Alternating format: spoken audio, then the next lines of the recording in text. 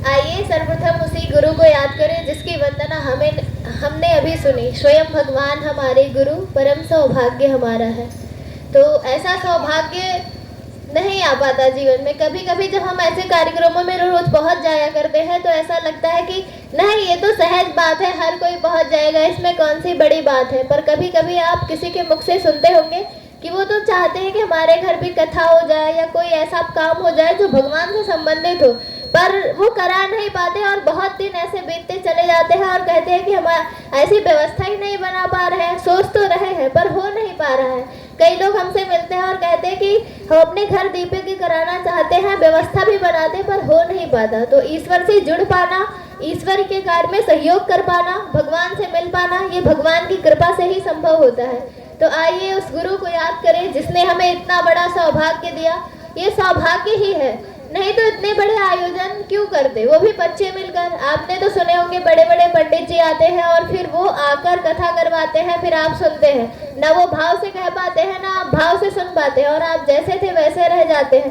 पर जब कभी ऐसे गायत्री परिवार के आयोजन होते हैं तो जितने लोग आते हैं उसमें से ऐसे 50% तो होते हैं जिनके जीवन में बदलाव आता है। यदि वो गुटखा खाते रहते हैं तो छोड़ देते हैं। कोई ऐसे भाव विचार जो अच्छे नहीं है हमारे लिए, वो उनको त्यागने का संकल्प करके जाते हैं। तो ऐसे गुरुदेव से जुड़े हैं तो एक बार भाव भरी उन्हें को याद करें और गायत्री महामंत्र हमारे साथ।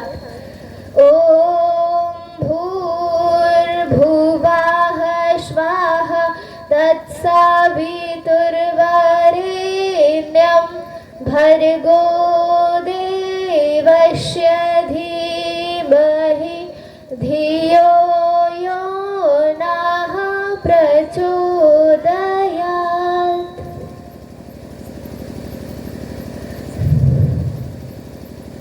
अभी जो गुरु वंदना सुनी, आइए उसी पर चर्चा करते हैं। कहा जाता है कि गुरु बिन भवनिधि तरह न कोई, जो विरंच शंकर सब होई। वो भगवान शंकर या ब्रह्मा जी ही क्यों ना हो, बिना गुरु की कृपा के हम भव सागर से कभी पार नहीं जा सकते। ऐसा हम सभी ने सुना है और अपने गांव में भी आप सुनते होंगे कि यदि हम गुरु दीक्षा ना ले तो हमारा जीवन व्यर्थ होता है। इंसान बूढ़ा हो जाता है लेकिन वो कम से कम एक बार दीक्षा तो लेता ही है, वो किसी से भी ले। तो इतना महत्व होता है गुरु का हमारे जीवन में कि बिना गुरु के कुछ भी होता नहीं। और भव सागर तो पार ही नहीं हो सकते। भव सागर पार करने का क्या मतलब है? भव सागर यानी ये संसार सागर, जिसे हम समझ जाए और पार हो जाए। पार कब होंगे? जब हम समझेंगे और अपने को ही नहीं जब तक जानेंगे तब तक संसार सागर को कैसे जानेंगे। हम हमेशा यही जानते हैं कि हम जो हैं, जो कर रहे हैं, बस यही हम है, नहीं इससे भी परे है। और इसका ज्ञान तब होता है जब हमारे ही गांव में कोई बुजुर्ग भगवान के घर चले जाते हैं तो हम कहते हैं कि अब तो लाश पड़ी है। फिर लाश क्यों कहते हैं? अभी तक आप उसको बाबा, चाचा, दादा या फिर जिन नाम से जानते थे उस नाम से पुकारते हैं। फिर ऐसा क्या हो जाता है कि हम उन्हें लाश कहने लगते हैं और उनको छूने के बाद नहाते हैं, फिर वैसे खाना खाने का मन नहीं करता। ऐसा क्या हो जाता है? इसका मतलब कि ये शरीर भी हम नहीं है, हमारे भीतर भी कुछ है। वो क्या है? हम और आप देखने में तो दिख रहे हैं पर जो वास्तव में है वो क्या है? जब इसकी तरफ बढ़ने की जिज्ञासा मन में उठती है, जब हमारी अंतरात्मा में ये गुहार उठती है कि हम अपने को जाने, आखिर में हम है कौन? क्या जो हमको बताया जा रहा है, जो नाम हमारा दे दिया गया, हम वही हैं? यदि नहीं है तो फिर हम है क्या? जब इस तरफ हमारी भावनाएं उठने लगती हैं, हमारी अंतरात्मा गुहार उठती है और एक पीड़ा भीतर से उठती है, तब जाकर प्रज्ञा पुराण जैसी कथा का आयोजन कराने का मन करता है। तब जाकर हमें गुरु की तलाश शुरू होती है हमारे मन में। तब हम जाकर गुरु की खोज में निकलते हैं। तब हमारे भीतर ये उमंग उठता है कि कैसे जीवन जीना चाहिए, कैसे आत्मा के हिसाब से जीवन जिए और तब सार्थक हो, और हम कैसे जी रहे हैं, तब ये प्रश्न उठता है। और जब व्यक्ति कोई स्वयं से बदलने का निश्चय कर लेता है कि हम स्वयं बदलेंगे, तब बदलाव सुनिश्चित होता है। अभी दूसरा कोई कह दे कि ये आदत बहनी गलत है, इसको छोड़ दो, तो आप नहीं छोड़ेंगे। पर वही जब अपने भीतर उठती है कि नहीं हम ये गलत कर रहे हैं, छोड़ दे, तो आप बहुत जल्दी छोड़ देते हैं। तो इसीलिए बदलाव भीतर से उठता है और जब ये बदलाव उठता है तब जाकर ये कथा सार्थक होती है। तब हम चाहे भगवान राम की कथा सुने, भगवान कृष्ण की कथा सुने, या गुरुदेव ने जो लिखा प्रज्ञा पुराण कथा, यानी कि जो हमें सद्बुद्धि दे, सद्विवेक दे। अगर सद्बुद्धि सद्विवेक होता तो जीवन अलग होता, यूं हम परेशान न रहते। हम लोग के मनोविज्ञान में पढ़ाया जाता है कि इस युग को चिंता का युग कहा जाता है। इसलिए कहा गया क्योंकि हाँ, हर व्यक्ति परेशान है, चिंतित है। क्यों है? अब ये वो वही नहीं जानता, कभी कभी वो बैठा रहेगा, बहुत उदास रहेगा, खुश भी नहीं रहेगा और दुखी भी नहीं, वो समझ नहीं पा रहा वो हो क्या रहा है। ऐसा क्यों? क्योंकि हम खुद को जानते ही नहीं, हमारे भीतर हमारे विचार भाव कैसे चल रहे हैं इसका हमें कुछ भी पता नहीं। तो ऐसे जब जीवन जीने की कला हमारे भीतर से गायब हो जाती है, तब हमारे मन में भाव उठता है कि अब कैसे जीवन जिया जाए। तब हम इस ओर बढ़ते हैं कि प्रज्ञा पुराण कथा कराई जाए, सुनी जाए और जीवन जीने के तरीके को समझा जाए, ताकि हम उसी जीवन को जी सके जिस जीवन को जीकर मानव महामानव बन जाता। हमारे गुरुदेव भी तो आप जैसे रहे होंगे, जिनके बारे में आप सुनते हैं, जिनकी फोटो पीछे लगी है। हम सभी से भी दुबले पतले, देखने में भी उतने हैंडसम नहीं है, पर ऐसा उन्होंने क्या किया कि जिनकी कथा आज आपको सुननी पड़ रही है। कुछ तो अलग किया होगा ना, कि नहीं किया होगा?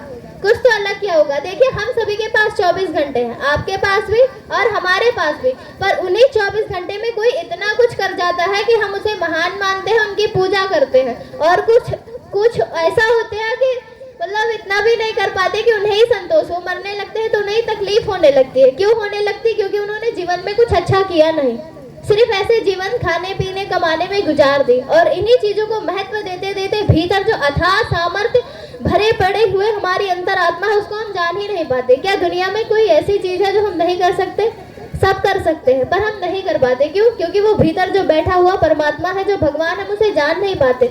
हम उसे कहीं कहीं ढूंढते रहते हैं, मंदिरों में जाते हैं, और वो भगवान जिन्होंने हमको सब कुछ दिया, उन्हें 2 लड्डू चढ़ाकर हम सोचते हैं प्रसन्न कर लेंगे, और फिर इसके बाद आकर खराब खराब काम करने लगते हैं। तो क्या ऐसे भगवान प्रसन्न हो जाते हैं? हर कोई यहाँ आया है तो सभी जानते हैं कि एक बार मरेंगे तो दोबारा जन्म लेंगे। ऐसे ना जाने कितने जन्मों की यात्रा चलती रहती है, और ये समाप्त तभी होगी जब हम स्वयं को जान जाएं कि जिस परमात्मा के स्रोत से निकले हम उसी परमात्मा में जाकर मिल सकते हैं। और ये सारी समस्याएं तभी खड़ी होती है जब हमारे भाव, हमारे विचार सब कुछ गड़बड़ाने लगते हैं और अपने कर्तव्य को भूल जाते हैं। उसी कर्तव्य को हमारे गुरुदेव हमको सिखाने आए हैं। तो आइए आज हम गुरुदेव के जीवन में बात करेंगे कि उन्होंने कैसा जीवन जिया। ऐसा जीवन जिया जो पीड़ा और संवेदना से भरा हुआ था, जो महान विचारों से भरा हुआ था, महान भावनाओं से भरा हुआ था, जिसे जो भी देख ले उसका जीवन धन्य हो जाए। जो भी गुरुदेव से मिले उनका जीवन बदलता हुआ चला गया। दुर्गेश सर जी भी हम सभी जैसे हैं, और उनमें शायद हम सभी, आप देखते होंगे कि हम सभी, उनके अंदर एक रोग भी है जो हम सब तो उसको पूर्ण मानते हैं, इंसान को जिसके अंदर कोई दोष ना हो, बिगाड़ ना हो, देखने में ठीक ठाक हो, आँख कान नाक हाथ सब सही हो, कुछ कटा बिटा ना हो। पर दुर्गेश सर जी के अंदर तो एक कमी भी है, फिर भी वो मायने नहीं रखता। और गुरुदेव के मिलने से देखिए उनके विचारों में कैसे परिवर्तन हुआ, कैसे साहस उभरा कि माता जी को कैंसर होते हुए भी वो आप लोगों के लिए, लोगों के विचार बदले, लोग सही दिशा में चले, अपने जीवन को धन्य बना सके, इसके लिए आप लोग के लिए दिन रात लगे रहते हैं। क्यों लगे रहते हैं? क्योंकि उन्होंने वो गुरुदेव से जुड़े हैं, उनके विचारों में, उनकी भावनाओं में परिवर्तन आ गया। वो एक महान उद्देश्य को लेकर छटपटाते रहते हैं कि हम जिस समाज में रहते हैं जहाँ लोग पीड़ा और पतन से कराहते रहते हैं, ऐसी दुर्बुद्धि छा गई कि अपने ही घर में ऐसे अश्लील गीत बजाते हैं अपनी ही बहन बेटियों के सामने, और फिर बाद में जब कुछ गलत हो जाता है तो कहते हैं हमने अपने बच्चे को ऐसे संस्कार दिए ही नहीं थे, ये कैसे हो गया। क्योंकि जब वो बच्चा गलत कर रहा होता है तो हम उसे टोकने नहीं जाते। हम ही आप हैं जो बाहर से देखने में पता नहीं कितने अच्छे लगते हैं, पर जब हम अकेले में होते हैं तो हमको कभी भी भोजपुरी गीत, अश्लील गाने सुनने में शर्म नहीं आती। क्यों नहीं आती? आना चाहिए, क्योंकि हम ऐसे समाज में रह रहे हैं जहाँ आप कुछ गलत करते हैं तो उतने रोके टोके नहीं जाते, ना फिर ऐसे विचारों से जुड़े। तो जब व्यक्ति ऐसे अच्छे विचारों से दूर चला जाता है तो फिर वो पतन के गर्त में गिरने लगता है। और हमारे गुरुदेव पंडित श्री राम शर्मा आचार्य, जिन्होंने 3200 पुस्तकें लिखी, हर एक समस्या का समाधान उसमें दिला दिया कि जीवन कैसा जिया जाए, एक बेटा हो तो कैसा हो, एक पति हो तो कैसा हो, और गुरु के रूप में जब किसी गद्दी पे बैठे तो कैसा हो। गुरुदेव का जीवन आप शुरू से अंत तक देखें तो ऐसा ही रहा। गुरुदेव जब बहुत छोटे थे, कहते कि जो व्यक्ति के संस्कार ही उसे उस तरफ ले जाते हैं। गुरुदेव स्वयं के भीतर बचपन से ही परिवर्तन चाहते थे। वो हमेशा हिमालय जाने की बात करते थे, हमेशा क्वेश्चन पूछते रहते थे कि ये चीजें ऐसी क्यों हैं। हम लोग कभी भी कोई भी खराब परंपरा चलती है तो हमारे भीतर कोई क्वेश्चन मार्क नहीं आता, ये ऐसे क्यों है, जैसे हमको कहा जाता है हम कर लेते हैं। अभी प्रश्नल चला है कि 10-10 लाख 15-15 लाख में शादियां होने लगी, और इसमें से कोई ऐसा गरीब परिवार या कोई गांव उठकर खड़ा नहीं होता, ये नहीं पूछता कि शादियां इतनी महंगी क्यों हो रही हैं, जबकि सारी प्रक्रियाएं वही है। क्यों इतना ठाट बाट करने की जरूरत है? बताइए, कोई एक अमीर घर का आदमी यदि 15 लाख में कोई एक शादी कर रहा है तो फिर उसी गांव का जो सबसे गरीब व्यक्ति होगा उसकी बिटिया की क्या है चाह नहीं होगी कि हमारी भी शादी ऐसी हो, क्योंकि वो देख के गई होगी ना कि हमारे मोहल्ले में एक घर में इतनी अच्छी शादी हो रही है जहाँ इतनी सारी व्यवस्था की गई है। उसका भी तो मन होगा कि हमारे घर ऐसा हो, उस पिता का भी तो मन होगा। फिर वो नहीं कर पाते, क्यों? क्योंकि उनके पास उतने पैसे नहीं, वो बेचारे दिन रात कमाते रहते हैं लेकिन उतना पैसा नहीं जुटा पाते। और अब तो ऐसा हो गया कि कई 10 शादियां 15 शादियां ढूंढी जाती है, फिर भी कोई भी एक शादी हो नहीं पाती। क्यों? इतना सारा दहेज जो मांगते हैं। पूरा जीवन बस इसी सोच में, अगर एक पिता की 4-5 बेटियां हो जाए तो वो अपना जीवन इसी सोच में गुजारने लगता है कि इनकी शादी कैसे करेंगे, इनका विवाह कैसे करेंगे, क्योंकि शादी विवाह जो इतना महंगा हो गया है। पर हम ये प्रश्न नहीं उठा पाते कि क्यों हो गया है। ये पीड़ा हमारे भीतर नहीं आ पाती।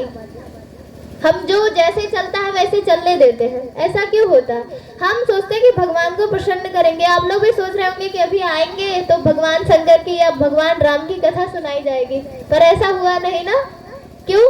क्योंकि भगवान राम की कथा सुनने से अच्छा है कि हमारे सर जी कहते हैं कि भगवान राम का अगर पूरा लाभ लेना हो तो भगवान राम की कथा ना सुने, बल्कि भगवान राम जैसा जीना शुरू कर दे।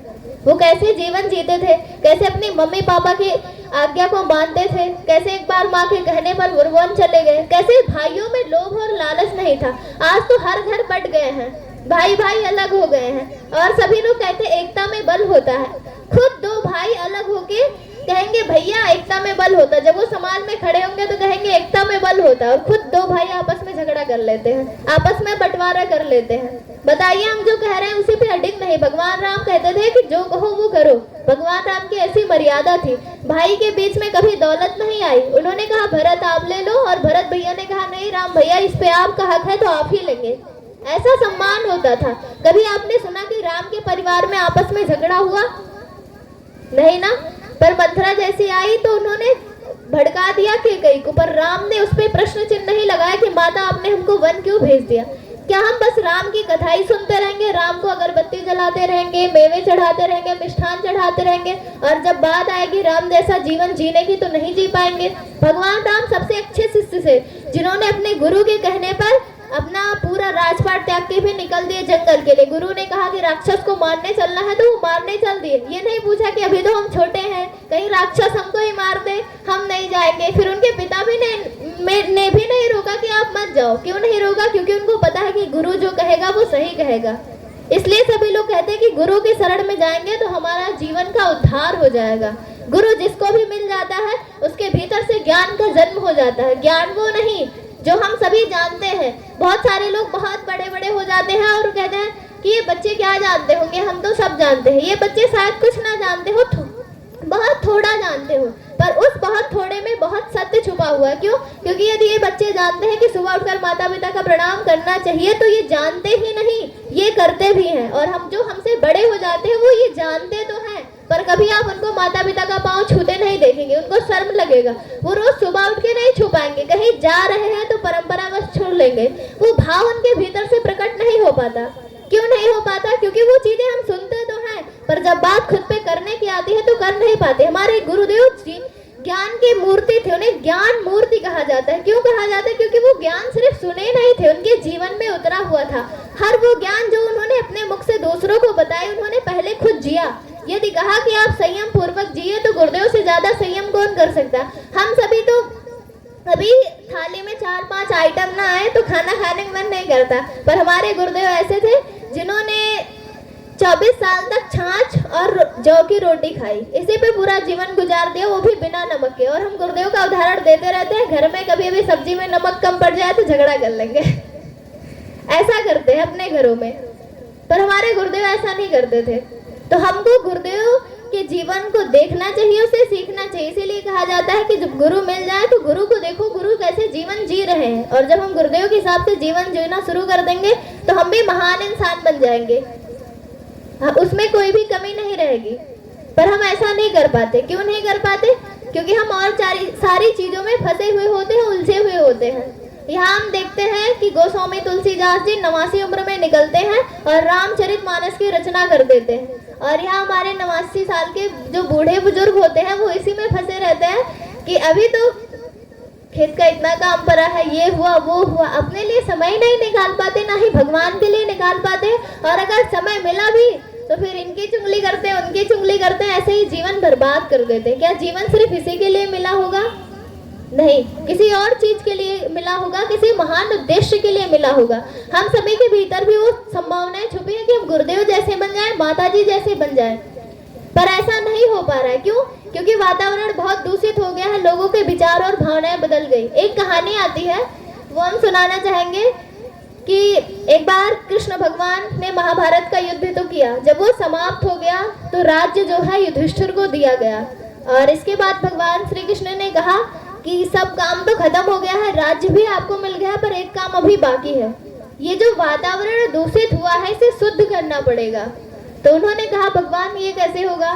क्योंकि वातावरण, जब इतने सारे लोग एक साथ मिलकर लड़ाई किए तो उनके मन में सिर्फ वही विचार थे, एक दूसरे के प्रति क्रोध, एक दूसरे के प्रति ईर्ष्या, नफरत। और जब ये चीजें हमारे मन से, हमारे भावनाओं से निकलती हैं तो वो वातावरण में मिल जाती है। अभी किसी किसी के घर जाइए और जिनके घर रोज झगड़ा होता हो, कला होता हो, वहाँ आपको बैठने का मन नहीं करेगा, वहाँ बहुत अशांति महसूस होगी। क्यों? क्योंकि उनके घर में रोज झगड़ा होता रहता है। इसलिए तो उस जगह पर जब इतना दिन तक मारकाट चला तो फिर भगवान कृष्ण ने कहा कि अब इसे शुद्ध करना पड़ेगा, तो यज्ञ करवाना पड़ेगा। तो बोले यज्ञ से कैसे शुद्ध होगा? तो उन्होंने कहा कि जब हम वैदिक मंत्रों का उच्चारण करते हैं, उस यज्ञ में बहुत सारे लोग आते हैं तो उनकी भावनाएं पवित्र होती हैं, वो भगवान को याद कर रहे होते हैं। और जब हम भगवान को याद कर रहे होते हैं तो हमारी भावना पवित्र हो जाती है। और जब भावनाएं पवित्र होती है तो पवित्र तरंगे भीतर से निकलती है, तो वातावरण भी दूषित नहीं होता। इसलिए ये जो होता है कि सुबह यज्ञ होता है, शाम को कथा सुनाई जाती है, जब सुबह यज्ञ होता है तो वातावरण संशोधित हो जाता है, उसमें निगेटिविटी नहीं होती, फिर पॉजिटिविटी आ जाती है, वातावरण सकारात्मक बन जाता है। और फिर इसके बाद जब शाम को प्रज्ञा पुराण की कथा होती है, जितनी भी अच्छी बातें आपको बताई जाती है, फिर आपके भीतर भी वो बल पैदा होता है कि आप उसे जीवन में उतार सके। नहीं तो सुन तो सभी लेते हैं, यदि हम लोग जीवन में उतारना भी शुरू कर देते तो देश बहुत आगे चला जाता, सिर्फ बात हम ना करते रह जाते। आज जो भी गड़बड़ियां वो इसीलिए कि हम सुनते हैं, करते कुछ भी नहीं। जो भी युवा भटकते हैं वो सिर्फ सुनते तो है अच्छे विचार, जानते तो है, पर वो जीवन में उतार नहीं पाते। उसका मेन कारण यही है कि भीतर का वो बल पैदा नहीं हो पाता। हम सभी लोग जब गायत्री महामंत्र का जप करते हैं तो हमारे भीतर से वो बल प्रकट होता है कि हम उसे उतार सके। ये बच्चियां भी आपके बीच बैठी हैं, पर ये अन्य लोगों से अलग है। आप लोगों ने अपने घर के कई बच्चों को या मोहल्ले गांव के देखा होगा कि जिनको देखकर लगता है कि इनको सुधार दे, इनके अंदर बहुत सारी कमियां हैं, पर जब इन बच्चों को देखते होंगे तो ये भी तो आपके गांव घर से निकले हैं, इनमें कुछ अलग है, कुछ खास है। पर वो खास क्यों आया? क्योंकि वो गुरुदेव से जुड़े ऐसे विचारों को सुनते हैं जो मंचों से कही जाती है। आज सुबह भी आपको बहुत सारी चीजें बताई गई होंगी। तो ऐसे ही जब हम अच्छे विचारों को सुने तो अपने जीवन में उतारें और गुरुदेव के जीवन को बार बार देखें कि कैसे वो जिए। कैसे जब गांव में कोई एक महिला बीमार होती है, उसे कुष्ठ रोग हो जाता है, तो गुरुदेव उसके लिए घर की डांट और मार सहकर भी जाते हैं और उसकी सेवा करते हैं। और जब हमारे गांव घर में कोई बीमार हो जाता है तो हम सोचते हैं अपना ये काम खत्म कर ले, अपना वो काम खत्म कर ले, तब उसके पास जाएं। आपस का जो प्रेम है वो खत्म हो गया है। और ये कब आएगा? ये जब आएगा तभी हमारा समाज अच्छा होगा। नहीं तो कोई एक रोता रहेगा और हम सोचे कि हम सुखी रहे, तो हम नहीं रह सकते। क्योंकि आपके गांव में कोई एक तड़प रहा हो और आप आराम से रोटी काट रहे हो तो ये भी तो अच्छा नहीं ना। हमारे भीतर वो संवेदना मर गई। कभी कभी मन करता है कि सब हमारी मदद करें जब हम दुखी होते, पर जब कोई और दुखी हो तो हमारा भी मन करना चाहिए कि हम उसकी मदद करें। अभी हम आज अपने इस बीच आई अनुश्री दीदी देव संस्कृति विश्वविद्यालय से, जो योग की छात्रा है। और हमारे वहाँ ऐसा है कि जीवन जीने का एक अद्भुत नियम है। उस दिनचर्या में ही लोगों को जीवन जीना सिखाया जाता है। वहाँ बहुत संयमित जीवन है, वहाँ का जीवन एक अलग सा जीवन है। अगर आपको कहीं स्वर्ग देखना हो तो हमारे विद्यालय शांति कुंज हरिद्वार में आइए, देव संस्कृति विश्वविद्यालय में आइए, तो पता चलेगा यहाँ जीते जी आपको देवता मिल जाएंगे। कि जो देखना बहुत कठिन होता है, जो थोड़े ही संसाधनों में इतने महान विचार लेकर चलते हैं, इतने ज्ञान भरे होते हैं उनमें कि हम कल्पना भी नहीं कर सकते। आपको सामान्य हम वहाँ गए तो मैम को देखे बहुत साधारण सी, अपने गांव घर में जैसे महिलाएं रहती वो उससे भी साधारण। और जब पता चला मैम के बारे में तो दंग रह गए कि मैम तो एक वैज्ञानिक है। तो इस आधार पर वहाँ जीवन जीते हैं जहाँ बाहरी दिखावा तो बहुत कम होता है, पर ज्ञान भीतर का एकदम भरा होता है। गायत्री महामंत्र सद्बुद्धि की प्रार्थना के साथ साथ ओम भूर्भुवः स्वः तत्सवितुर्वरेण्यं भर्गो देवस्य धीमहि धियो यो नः प्रचोदयात्।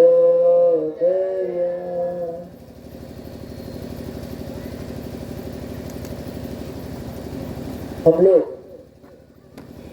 एक ऐसे यज्ञ में बैठे हैं जहाँ संख्या आज इस समय बहुत थोड़ी सी दिख रही है। मंच पर तो ज्यादा है, नीचे का तो, लेकिन जितने लोग बैठे हैं वो अपने में बहुत सुव्यवस्थित हैं, जिनका आहार विहार आचार विचार जो आप देखें शानदार है।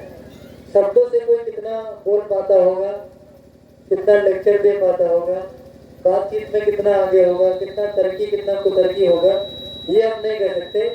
लेकिन जीवन के मामले में शानदार लोग बैठे हैं, जिनका आहार विहार ठीक है, जिनका व्यवहार ठीक है, जिनको झगड़ा करना, गाली देना, नशा करना, चुगली करना, घूसखोरी करना, अनावश्यक उड़ूल जुलूल गाने पिक्चर देखना, ऐसे रसीले लोग यहाँ नहीं बैठे हैं जो अपना एक सिरे से जीवन बेकार करें।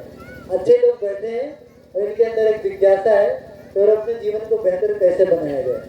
क्योंकि सभी लोग दोपहर की गृहस्थ यात्रा में शामिल हुए, थकान सबको आई होगी और फिर दोबारा आप उपस्थित हैं, तो निश्चित आप साधुवाद के पात्र हैं, सराहनीय कार्य कर रहे हैं। गायत्री मंत्र के संदर्भ में हम बात करेंगे। उपासना शब्द गुरुदेव ने कहा, गुरुदेव ने कहा है हर व्यक्ति को उपासना करना चाहिए। उन्होंने अपने जीवन के संदर्भ में कहा है, हमने जीवन में सिद्धांत लागू किया, उपासना नहीं तो अन्न नहीं। हमारे यहाँ गांव देहात में सामान्य लोग ये प्रक्रिया ऐसे अपनाते हैं, कहते हैं बिना नहाए पानी नहाए पी, जब नहा ली तो तब चाय पी, बिना नहाए कुछ खाते पीते नहीं है। गुरुदेव ने उसी को उपासना नहीं तो अन्न नहीं, डेली 6 घंटा गायत्री महामंत्र का जप करते थे। क्यों करते थे? क्योंकि छोटी छोटी समस्याएं जीवन में आती हैं और विकराल रूप धीरे धीरे ले लेती हैं। उसका समाधान हम समझ नहीं पाते।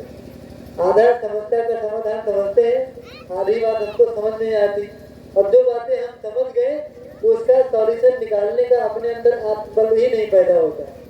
तो वही समस्या को ठीक करने के लिए, समस्या का मन में समाधान आए और उसका हल करने के लिए आत्मबल और मनोबल दे, इसलिए गायत्री मंत्र की साधना करनी चाहिए। गुरुदेव ने नित्य 6 घंटे की उपासना करी। क्यों? क्योंकि उन्हें समाज की विश्व की सारी समस्याओं का समाधान करना था। लेकिन यदि हम अपने परिवार की समस्या को ठीक करना चाहिए तो हमें भी कम से कम 6 माला तो करना ही चाहिए, जिसमें आधे घंटे का समय लगता है। इसके लिए तो उचित समाधान मन में आ जाएगा। समस्या ज्यादा नहीं है, मन में समाधान नहीं आता, आदमी उलझ जाता है। छोटी सी कथा सुनाता हूँ। एक नई शादी हुई, नई शादी मैरिज, नई शादी, उम्र भी कम, 18 साल मान सकते हैं, 20 साल, लड़के लड़की की शादी ऐसे हुआ। शादी हो गई और वो पहले दिन आई ससुराल नहीं बोलते हैं ना, पहले दिन आई, पहला दिन था, पति से प्यार भरी बातें करनी थी और बातें थी। लेकिन शाम का समय, रात होने को आए तो पता पड़ा पत्नी ने कह दिया हमको गर्मी लग रहा है, खिड़की खोल के रखेंगे। पति ने कहा नहीं, हमको ठंड लग रहा है, दरवाजा खिड़की बंद रहेगा। पत्नी ने फिर फोर्स किया, नहीं खिड़की खुली रहेगी। पति ने कहा नहीं, खिड़की बंद रहेगी। बात छोटी सी थी, थोड़ी बड़ी होना शुरू हो गई।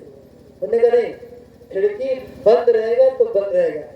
यहाँ तक बात आ गई, इतना पैसा खर्चा किया तो शादी करके लाया हूँ, उसके अंदर भी भाव आ गया, अरे इतना दहेज दिया हूँ, इतने गाड़ी घोड़ा मेरे बाप ने दिया, इसे थोड़े मैं जो कहूंगी वही होगा। खिड़की खुली रहेगी तो खुली रहेगी। वो भी अपने आप में पुरुषवादी चिंतन आ गया, नहीं खिड़की बंद रहेगी। पूरा रात खिड़की खोलने और बंद करने के विचार में बीत गए। सवेरे हुआ, नखरा खड़ा हो गया और ज्यादा। जब बात यहाँ तक आ गई, घर वाले जाने तो गांव के कुछ लोगों को बुलाया, फैसला कर दें। सब लोग आ गए, तो भी बीच में वही उन्होंने कहा बात आप जो कही हो सही हो चाहे गलत, लेकिन मैं चाहता हूँ खिड़की बंद रहेगी, लड़की का नहीं खिड़की खुली रहेगी, नहीं तो मैं घर जा रही हूँ। उनके परिवार वाले भी दूसरे दिन आ गए, पता बड़ा विवाद बढ़ गया। उन्होंने कहा इतना सारा दहेज दिया हो तो मेरी बेटी की चलेगी, नहीं तो जा रहे लेकर वापस लेके चले गए। पहली रात थी शादी, वापस लेके चले गए। साल बीता, 2 साल बीता और चिट्ठियां आई तो भी पता पड़ा नहीं, उसने भी यही बात खिड़की खोलना हो तो हम आए मेरे ले दो, उन्होंने कहा ना हो खिड़की बंद है। हो गया, बीत गए 10 साल, 10 साल बीत गए। जब 10 साल बीत गया तब पता पड़ा, उसके दिमाग में आया, फिर फोन किया। अब की बार किसी माता पिता से बात नहीं करी, खुद फोन करके बात किया। चुप्पे महाराज ने कह दिया आओ तो चाहे खिड़की खुली रखो चाहे खिड़की बंद रखो, चली जाओ, जियो रखेगी। हमारे आपके पास समस्या बहुत बड़ी नहीं है, वो थोड़ा सा है, तो प्यार से बोल देने से ही हल हो जाए। पर क्या करें, परम पूज्य गुरुदेव के पास एक माता जी गई, दीदी थी। उन्होंने कहा गुरुदेव मुझे आपका काम करना है, गायत्री परिवार का। गायत्री दीदी है, वरिष्ठ कार्यकर्ता है आज के समय में वो। तो उन्होंने कहा, सर झुकाए खड़ी थी, कहा गुरुदेव मैं तो आपका काम नहीं कर सकती। क्यों? क्योंकि मैं तो डॉक्टर हूँ और मैं अबॉर्शन करती हूँ। अबॉर्शन मैंने गर्भपात। तो गुरुदेव ने कहा किसका करती है अबॉर्शन? वही लोग जो शादीशुदा नहीं है फिर भी उनको बच्चे की शिकायत आ गई, उनको हमको आते हैं तो निकालना पड़ता है। तो इस तरह का हमको अबॉर्शन करना पड़ता है, अनावश्यक चीजें जो आ जाती हैं। गुरुदेव ने जानते क्या कहा, तुरंत उसकी बात खत्म नहीं हुई। गुरुदेव ने कहा तू तो युग परिवर्तन कर रही है, आज बड़े बड़े लोग ढूंढ रहे हैं आज की आखिर समस्या क्या है। और जब थक जाते हैं ढूंढते ढूंढते तो कहते हैं स्कूल का सुधार दो, अस्पताल का सुधार दो, डॉक्टर का सुधार दो, खुद सुधर जाओ, पढ़ लिख लो, पैसा कमा लियो, नौकरी कर लो, यही सब बीमारी लोग बताते हैं। पर ये सब समाधान नहीं है। अरे जो ताबड़तोड़ बच्चे पैदा हो रहे हैं, जनसंख्या बढ़ रही है, असली तो उपचार ही है कि जनसंख्या न बढ़े। तो इस परिवर्तन में सहयोग कर रही है, सबसे बड़ा काम तू ही कर रही है। 1 सेकंड के अंदर वो दीदी का मन हल्का हो गया। ये तत्काल समाधान कौन दे सकता है? नहीं तो 10 साल उनको भी उलझाए रहते, जा बेटा तो प्रयास करना, तो डॉक्टरी छोड़ देना तो मेरे घर आता। अब कौन मुझे ड्यूटी छोड़ देगा? उम्र भर पढ़ा है, 40 लाख खर्चा करके MBBS MD डॉक्टर बनाए छोड़ने के लिए, हमको नहीं करना है। 1 सेकंड के अंदर परम पूज्य गुरुदेव ने समाधान कर दिया। जानते क्यों? क्योंकि उन्होंने गायत्री मंत्र की, गायत्री माता की उपासना एक दिन नहीं छोड़ी, डेली करते थे। इसीलिए उनके पास बड़ी बड़ी समस्याओं का समाधान भी चंद सेकंड में आ जाता, जल्दी नहीं लगता। एक भाई साहब ने उनके ही शिष्य थे, परम पूज्य गुरुदेव के, शांति कुंज में रहते थे। एक बार कर दिया मुकदमा।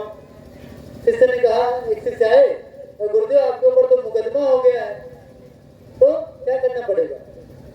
दिल्ली चलना पड़ेगा, कोर्ट चलना पड़ेगा। अच्छा कौन मुकदमा किया है? तो वही जिसको आप रखे थे, आया था आपको काम भी कर रहा था, नाराज हो गया, चला गया, मुकदमा कर दिया। तो कहा ठीक है चलो दिल्ली चलते हैं। चले गया तो गुरुदेव ने कहा दिल्ली चलते हैं, पर समस्या गुरुदेव एक है, वहां हम रहेंगे कहाँ? तो देखो ये कौन सी समस्या है? हम उसी के घर रहेंगे, हमारा सिर था हमारा बेटा है, उसी घर रहेंगे। ध्यान ना लाएंगे कल ठीक हो जाएगा, उसी घर रहेंगे। जिसने मुकदमा किया ले वहां रहेंगे। और क्या गए गुरुदेव, गर्मी के समय दरवाजा खटखटाया, दरवाजा खोला और सीधे धड़धड़ा गुरुदेव घुस गए, कुर्सी खुद उठाया, गिलास पानी लो। वो थोड़ा सुनने में लेट कर रहा था, तब तक गुरुदेव मंगा उठाए, पानी भरे पी लिए, चुपचाप रिलैक्स हुए। उसके बाद पूछे अब कहाँ चले, कहाँ मुकदमा किया? कौन बच्चा होगा मुकदमा कौन जाए करे? इतने प्यार में कौन मुकदमा करे? हो गया। गुरुदेव की आंखें भर आई, मैं अपने बच्चे से मिलने के लिए ऐसे न जाने कितने मुकदमे झेल सकता हूँ, तुम चलो, पर हमारा बच्चा तो कम से कम मिले, इसी बहाने हम दिल्ली आए, मिलने चलो, मुकदमा भी देख लेंगे। पैरों में दंडवत प्रणाम किया कर, गुरुदेव क्षमा करिए, गलती हो गई है, हम कुछ नहीं करेंगे, फिर शांति को लौट के आ गए। कहाँ बड़ी समस्याएं हैं, बहुत सी बड़ी समस्याएं हैं। हमारे पास एक भाई साहब आए, उनने कह दिया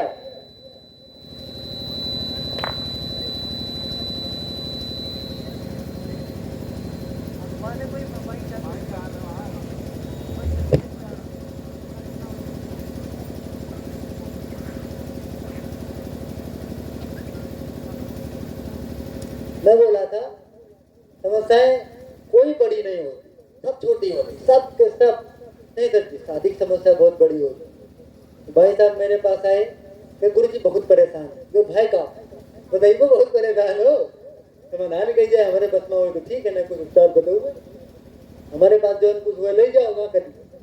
कहीं बड़ी दिक्कत है, कहीं शादी खाने उनके मान कौन दिक्कत है, शादी खाने तो अच्छी बात कहे, खर्चा और तक सब बड़ा दिक्कत। हम कहें शादी मंदिर में कर लो, बस पैसा नहीं तो मंदिर में कर लो, थोड़ा भी करो। अरे गुरु जी मंदिर में शादी करो तो जाओ मिटो तो हम कर देंगे। तो समाधान बताइए भाई, तेरे पैसा नहीं में तो और उपचार का होएगा, कहीं तो बगल वाले क्या लूट दो, कभी कर्जा ले लो उम्र भर पाटो, समाधान दी तो ये समाधान हो। हमारे पास सही को समाधान ये हुए जो हमको डूबो ना, तो डूब जाए वाला समाधान हम ना बताएगा, दूसरे जाओ मिलो। कहीं मंदिर में शादी सर जी, हम कह रहे बेवकूफ, खाली मंदिर में ही शादी होती है, शादी और कहीं होवे नहीं करती। तुम्हें कौन पढ़ाते कि मंदिर में शादी नहीं होती? अरे जहाँ मेरे झाले में लोग दारू की बोतल फोड़ते हैं, गुट्टा खा के पीछ मारते हैं, गंदे गाने सुनते हैं, गाली गलौज की परंपरा निभाते हैं, जूता चोरी की परंपरा निभाते हैं, वहाँ शादी होती है। शादी मंदिर में होती, दो आत्माएं जहाँ मिलती हैं वहाँ परमात्मा का पहले वास हो, देवता बचे तो शादी हो। ये खाली मंदिर है, शादी की परंपरा मात्र मंदिर में होती है, और कहीं नहीं होती। हम दुर्बुद्धि वाले हैं, चीज समझ नहीं पाते, क्या ही करें। शादी सिर्फ मंदिर में होती है, शादी मंदिर में ही करना चाहिए। तो लोग क्या कहेंगे सर जी, ये बताइए आप। तो हमके लोग कहते कब नहीं है, पहले ये बताओ हमको आप, तब मैं बताऊं लोग क्या कहेंगे नहीं कहेंगे। कौन सा दिन है जब लोग आपको कुछ नहीं कहते? सदिया तय कि हो तेरे मामा मुंह सबसे पहले भूल गए हुए कि हम जहाँ खाते नहीं थे कि हो, तो उनके कहेंगे तो पप्पा मुंह भूल जाए, फिर भोग न मनाए कोई क्यों तय क्या हो ना। तू शादी कर ले, वो तेरे बात कहिए नमक कम है गिरा, मरचा टाइट है गिरा, गद्दवा नहीं मंगाए पाए रहा, हमें बनिए नहीं दी, खनवा नहीं पूछे, कुछ न कुछ हरदम बोलत रही है। चुपचाप शादी कर लो, जितने पाए 4 दिन बाद भुलाई दे, आसाराम को भुलाएगी, हमें तो वही याद रखने वाला है। हम तो वो कर्म करे जाए, हम तो नहीं काम करे जाए। बुरे बुरे काम करने वाले को लोग भूल गए, हम तो आपको कोई ठेका दे याद रखेंगे उम्र में। हम गायत्री मंत्र का जप करेंगे तो हमें समाधान सीधे समझ में आएगा, और केवल समझ में नहीं आएगा, हम उसको करेंगे।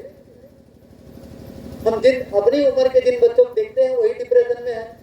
हमारे साथ पढ़ने वाले 25 बच्चे थे, अधिया गए दारू पीने चले गए, अधिया गए गुटखा खाने चले गए, दिन रात डिप्रेशन के शिकार हो गए, नौकरी चाकरी भी नहीं मिली, परिवार में झगड़ा करते, डेली विपद खड़ा करते रहते हैं।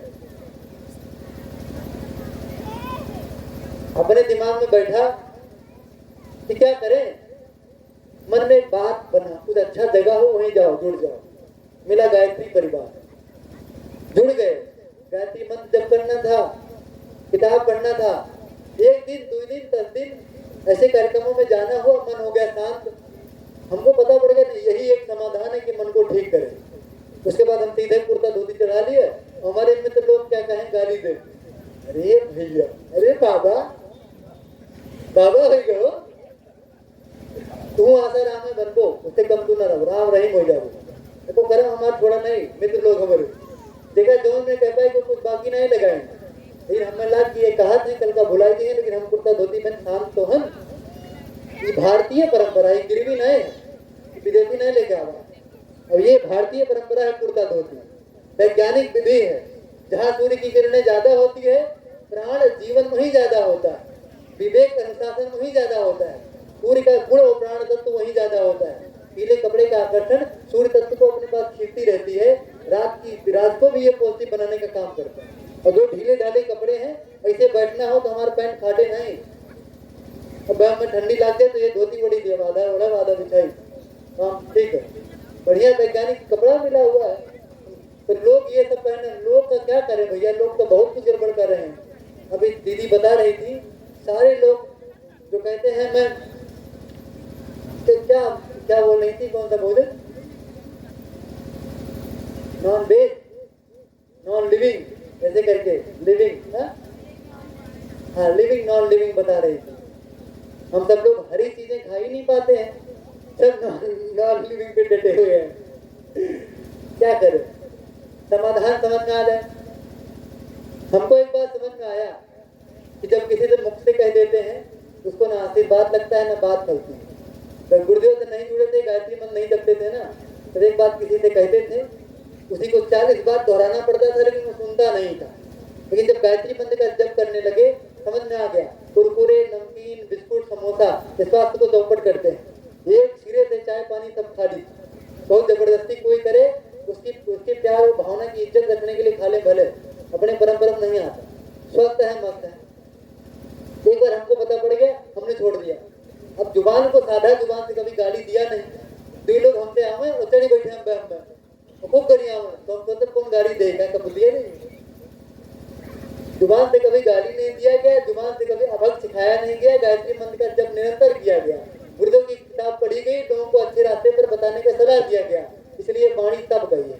अगर आज हम हो, चाहे आप हो, गायत्री परिवार का कोई हो, चाहे दुर्गेश सर हो, कह दें कि 3 दिन में यहाँ पंडाल लगेगा और 500 लोग कार्यक्रम में आएंगे, वो 500 लोग नोच ली जो बच्चे जुबने निकल होते हैं, जब तक आए नहीं है तब तक कुछ नहीं चाहिए। दुर्गेश सर कह देते हैं असर क्यों पड़ता है, जुबान को साधा है इसीलिए असर पड़ता है, गायत्री मंत्र का जप करने इसीलिए असर पड़ता है। हमसे लोग कहते हैं सर जी जब आप दोनों बात चले तब आप कहो।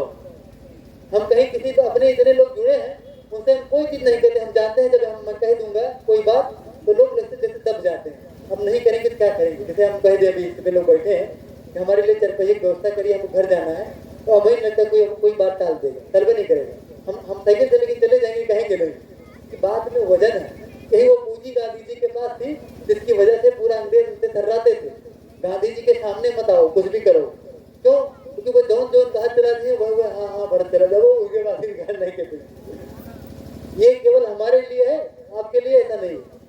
अपने को साधना पड़ेगा। मैं आपको बता रहा था, उपासना, अगर हम नित्य गायत्री माता के चरणों में बैठे, गायत्री मंत्र का जप करें, तो अपने दिमाग में सारी समस्याओं का समाधान आए, और जो जरूरी है वो करें। अंतिम बात बता के अपनी बात विराम करें। मम्मी ने कहा कि ऐसा है, तू कमाते है नहीं, छोट भाई शादी करे गए, पैसा कहाँ से आए? हमका शादी करे है ना, हमारे ऊपर छोड़ दो। हमारे 2 भाई हैं, एक हमसे बड़े एक हमसे छोटे, छोटे वाली करनी है, और दोनों लोग पैसा हमारा 2 गुना 3 गुना कमाते हैं। मैं 8,000 कमाता हूँ तो वो लोग 20-20,000 रुपया लगभग कमाते, ऐसा कमाते हैं। तो हमने कहा हम थोड़े कमाई थे, लेकिन हमारे ऊपर पूरी शादी डाल दो, बिल्कुल टेंशन फ्री रहो, तो शादी कर नहीं देखो, हम लोग फुल हो जाए और ढंग से हो जाए, परेशान ना हो। लेकिन अब छोड़ पाओ हमारे ऊपर तक 1.5 लाख रहा था समाज का ऊपर, छोड़ नहीं देखो, हमें पता तो ठीक है, जौन प्लान के पाओ करो, जो हमारे हिस्से में हो तो ठीक है, लेकिन पहले तो शादी तय कराओ। हम कहें ठीक है। गुरुदेव के सामने बैठ गए, हमने गुरुदेव ये कब तक टाइम बा, शादी दूसरा तय करा दे, वो तो बिगड़ गए बात। तो 1 सप्ताह नहीं हुआ, शादी घर पे आई, हो गया। अगले सप्ताह में देखने के लिए मखौड़ा धाम सब लोग, उधर वाली पार्टी इधर वाली पार्टी, मैं भी बैठ गया, उधर वाले बैठ गए। अब आज के जमाने में किसी की बुद्धि ठीक काम नहीं करती। 3.5-4 घंटा हम कपड़े पहनने मेकअप करने में लगा लेते हैं, लेकिन वहाँ बैठा तो करब का हमारे कुछ समझ में नहीं आता, हमको कुछ पता ही नहीं का योजना अपने पास कुछ नहीं है। बुद्धि के बल पे हम, बुद्धि के स्तर पे सबके सब विकलांग, कोई योजना नहीं है। अंतिम में दोनों पार्टी, मेरे परिवार वाली उधर वाली, मैंने कहा गुरु जी आप बोलो, तो हमने कहा हमसे बुलवाओ ना, ये तो बुलवाओ, जोन कही वो मानो, यानी जोन कहा वो सही है, तो सही है। तो हमने पापा रहे, उनका पापा बोली, परमिशन ले लेगा, ठीक है बोलो। हमका पहली बात नंबर 1 क्या, हमका पहली चीज ऐसी है कि शादी दिन में होगी। तब एक उसी में चाची बैठी थी, वो तुरंत इतना सुनना था, खड़ी हो गई, दिन में शादी तो मुसलमान खोते हैं, तो हमें ज्यादा समय नहीं रहा ना, तो हम एक लाइन में जवाब दिया, वो मुसलमान लोग साथ लेते हैं आप मत लीजिए, वो पानी पीते हैं आप छोड़ दीजिए, वो खाना खाते हैं कभी मत खाइए, वो सड़क चलते हैं तो मेड़े मेड़े चलो। ठीक है। उसके बाद हम कुछ बोलना नहीं था, निकाल के सुनो क्या कह रहा भाई। कोई बात हुई कि कोई मुसलमान हो, जैसे हम इंसान, अरे हम गलती से अचेत हो जाए कि उठाए कन्वर्ट कर लिए मुस्लिम में, तो इंसान हम नहीं रह गए। लो बात है, सब में अच्छे हैं, सब में ठीक है। वो फिर चुप हो गई। हमने कहा दूसरी बात, शादी हमारी तीर्थ में होगी और सबसे नजदीक तीर्थ है अयोध्या, शक्तिपीठ पे वही होगी, गायत्री मंदिर बना होगा वही होगा, क्योंकि जहाँ की भूमि पवित्र हो, शांत हो, वहीं शादी होगा। तो दो आत्माओं में अच्छे संस्कार जाएंगे तो उम्र भर इनसे पटे, लड़ाई झगड़ा ना हुई, वही शादी हुई। तो शादी मंदिर में करबो, तब मंदिर हम कहीं बार आप जाना तो ना, तो मंदिर नहीं तो मैरिज हॉल का, मैरिज हॉल की कीमत 3 करोड़ रुपया रहा है और 30 करोड़ से ज्यादा 1 लाख के जादू को हाईटेक बना है। इतना बड़े का तू मैरिज हॉल मानो तो तेरे मंदिर का सारी सुविधा है। यहाँ 1 लाख रुपया तू कह देवो, वहाँ 1 रुपया लागे नहीं, फ्री में हो जाए। हम ना परेशान ना हो, हम तो जुड़ा है ना, फ्री हो गए। तो तीसरा, हमारे यहाँ जब शादी होगी तो मंत्रों का उच्चार बिल्कुल शुद्ध होगा, व्यवस्थित होगा। इसीलिए आप चाहो तो अपने पंडित जी को भी कर सकते हो, यदि समर्थ पंडित जी न मिले, शक्तिपीठ के सब लोग विद्वान है, प्रशिक्षित है, उनको करना पड़ेगा। तो ठीक, ठीक, सब लोग क्या करें? हाँ भर लिए, हो गया। अंतिम बात, लास्ट बात जब आई तो हमने कहा एक बात एकदम क्लियर कर लो, एकदम मन में रख लो। जब सब तय हो जाता है ना, तो एक शब्द आता है मांग जाओ, मांग जाओ शब्द आता है। हमारे यहाँ कर नहीं है तो मांग बन को जहाँ से एक बात मांग जाओ, सब खत्म है। 1 रुपया दहेज के नाम पर लेंगे नहीं, ऐसा नहीं है, ये भी नहीं है कि हम मांगे नहीं अपने वर्ष जन्म मन का, ये सब कुछ नहीं। 1 रुपया लेंगे नहीं, अगर थाली में आ गए तो उठा करके आपके जेब में डाल देंगे। क्यों? कोई एक व्यक्ति आ जाए कहे देवासन ने दहेज लिया है, तो प्रवचन क्या करते हैं वो आखिर बताओ? तो बोलते हैं कहते दहेज न लो। ये बिटिया लोग दहेज के बेर में पीड़ा गा रही थी, तो हम मंच पे बैठते कहेंगे हमको दहेज लेना, हमको 1 रुपया दहेज नहीं देना। गाड़ी हमारे पास है, भले वो पुराना है, लेकिन जिस गाड़ी से हम चलते हैं साल हमारी 14। आम आदमी का तो यही है, वो दहेज पावे तो होगा कॉलर टाइट होता है, और हम दहेज जो पाई तो हमारे कॉलर तो हम सिकुड़ के गिर जाए, नीचे उठ जाए। मेरे लिए बिल्कुल विपरीत बात। तो हमको दहेज बिल्कुल नहीं चाहिए। अब ये अंतिम तक बात चलेगी, ऐसा नहीं कि जो है फेरे होते समय अब हम नौटंकी करेंगे कि आप कुछ दो तो वापस ले, कुछ नहीं चाहिए, एकदम बिल्कुल शौक नहीं पाना। हमने उनको कारण भी बता दिया। हमने कहा हमारे बच्चे केवल 10,000 बच्चे हमको फॉलो करते हैं, इनकी शादी भविष्य में होनी है, और जब मैं नहीं दहेज दिया रहूंगा तो 5,000 बच्चे दहेज नहीं लेंगे, और 5,000 बच्चे ये दहेज नहीं लिए तो 5,000 परिवार को 3 लाख के कर्जे बचा दिए। आदमी जिएगा अच्छे से, समझो इस बात को। बाकी मैं दहेज ले लूँ कोई दिक्कत नहीं, पर हमारे अकेले लेने से पूरी परंपरा चल पड़ेगी, तो वो बंद नहीं होगी। हम आगे चलते हैं, कब में शादी करो। उसके बाद मेरे घर आए शादी तय कराने के, वो डेट रखने के लिए आए। गुरु जी कहें सोच लियो, हम कहा सोचो आपके काम, हम सोची ना, हम कहीं बजे बहनों का कहन बजा रहा। उसके बाद डेट रखने गए, आप पूरी पार्टी लेके मेरे घर चले आइए ताकि डेट और रख जाइए। हमने कहा एक बात कही, यदि आप बुरा ना मानो तो मैं बताइए। हम कहा हम पूरा टीम काम आए तो 30,000 के धक्का मार जाओ, उतने हमारे ऊपर छोड़ जाओ। ऐसा करो, मोबाइल से हम डेट निकाल दी, वहीं बैठे बैठे सर्च किया, फरवरी महीने की सबसे अच्छी शादी की तिथियां आ गया लाइन से। हमको हम जांच लो, ये मंगलवार पड़ते, ये पड़ते भाई अम्मा नहीं 24 तारीख हो गए। हमको यह मान लो जाओ घरे, तो ठीक है कि डेट तय हो गया। अगर ठीक है तो अगर आपका लागत है कि 30,000 हम खर्चा करा चाहिए करो भाई, जब हम अगर तुम्हें मान बुद्धमानी लागत है तो चला। हमें अगर मामले में कंजूस न समझो। टिकट चल रहा था, हमने कहा 60 बच्चियां देखो 9 दिन के लिए है, और 60 बच्चों की खाने की व्यवस्था, रहने की व्यवस्था सब दे रहे हैं, और 51,000 वृक्षारोपण बारिश में करेंगे, इसमें पैसा लग रहा है। पर सही जगह लगाओ तो हमें जो है टंड घंटे लगाओ, खर्चा न करो, तो अच्छा है।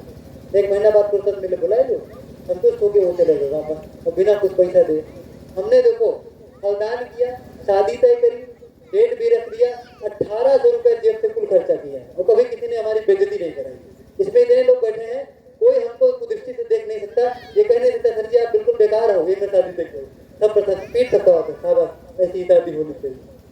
शादी परंपरा को दलित बनने के लिए है, बेईमान बनने के लिए। शादी खुशी को होने के लिए, उम्र भर खर्चा करने वाली कौन सी परंपरा है? और हमको समझ में आता है, हमारे गुरु भी कहते हैं, तो हम तो करेंगे नहीं, करेंगे। मम्मी ने कहा सारे रिश्तेदार लोग क्या कहेंगे? हम कहा अगर 10 लोग खराब बात कहने वाले होंगे 1000 लोग अच्छा बात कहने वाले हम लाके आपके सामने खड़ा करेंगे इसके लिए भी। अब आप आदत पड़ा उन्हें देखें तो उनका देखा करो, हम क्या कहें, वो कहिए वही आदत है। अरे जो अच्छा करे उनको देखो। हो गया 24 फरवरी की शादी है। हमने कहा मम्मी बफर व्यवस्था नहीं रहेगी, बैठ के लोग खाना खाएंगे। फिर ब्रेक पकड़ेगी बतवाले यहाँ फिर, अरे यार मम्मी सबके घरे परसे वाले नहीं है, अरे यार जितना गाय वाले हैं 1.5 गुना परसे वाले हैं, ये परेशानी है ना। तो भाई क्या रात दिखाएंगे, हाँ वही गाय वाला कोई परस वाला। यहाँ तक कि अगर हम गुरुदेव से जुड़े हैं और गुरुदेव चाहते हैं दहेज न लिया जाए, शादी सस्ती करी जाए और मृत भोज न किया जाए। कोई व्यक्ति मर जाए, पूजा पाठ तो ठीक है, प्रार्थना भी ठीक है, लेकिन हम कर्जा होकर के ढेर सारा भंडारा करें उचित नहीं है। तो दादी हमारी है 70-80 पहुंच गई, उनसे हम पहले से बोलने लगे कि दादी ऐसा है तो मरबू तो हम तेरा ही नहीं करेगा। तो जानते क्या कहें, नहीं तू चाहे मुकबो न क्यों ले जाए, गाड़ दियो हम क्या करें, ऐसे कहीं। और हमारा उनसे बताने का एक मतलब था, अगर व्यक्ति मन में कोई बात रखा है कि हमारी तेरही ऐसे ऐसे होगी और यदि हम वैसा ना करें तो उसकी आत्मा फड़कती रहती है, हम बता देंगे तो क्लियर रहेगा, तो उनकी आत्मा इच्छा की बसी बोध होगी, धड़केगी नहीं। तो हम क्या, ऐसा नहीं, हमारे यहाँ 100 लोग बैठ करके अखंड जप करेंगे, 1.25 लाख मन से ज्यादा जपेंगे, यज्ञ भी होगा, चाहे पानी करेंगे, लेकिन उतना बड़ा भंडारा नहीं करेंगे। मतलब जो वैदिक विधि है ना, मरने के बाद जो पूजन वैदिक विधि है उसमें रत्ती भर बाकी नहीं रहेगा, कुछ ज्यादा ही हो जाएगा। लेकिन भंडारे जैसी बात हमको समझ में नहीं आती। हमने अपनी आंखों से देखा है, एक अध्यापक थे, उनके छोटे भाई एक्सपायर हो गए और उसके बाद में 35 लाख दवा कराने में लगा और देखा 1.5-2 लाख खर्चा करके दे रही कर रहे थे, आंखों में आंसू भरे थे और रसगुल्ला लेके पानी पिला रहे थे।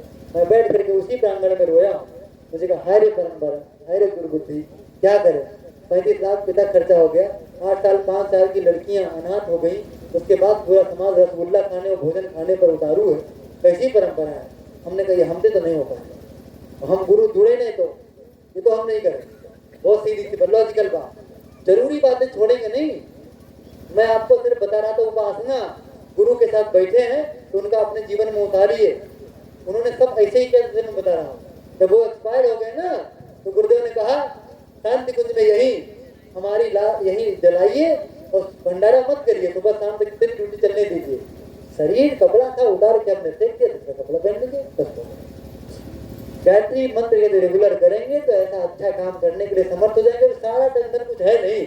जैसे हमने कहा था ना, हम कसम खाए ले हैं, खिड़की बंद तो बंद, हम कसम खाए ले हैं ना, कसम खाओ छोड़ दो, कसम अच्छी बात है। हमारा जितना बड़ा चादर है उतना हम पाँव का सारा कि तब आए जब गायत्री मंत्र के हम जब कहते हैं। धन्यवाद धन्यवाद। आरती की लाई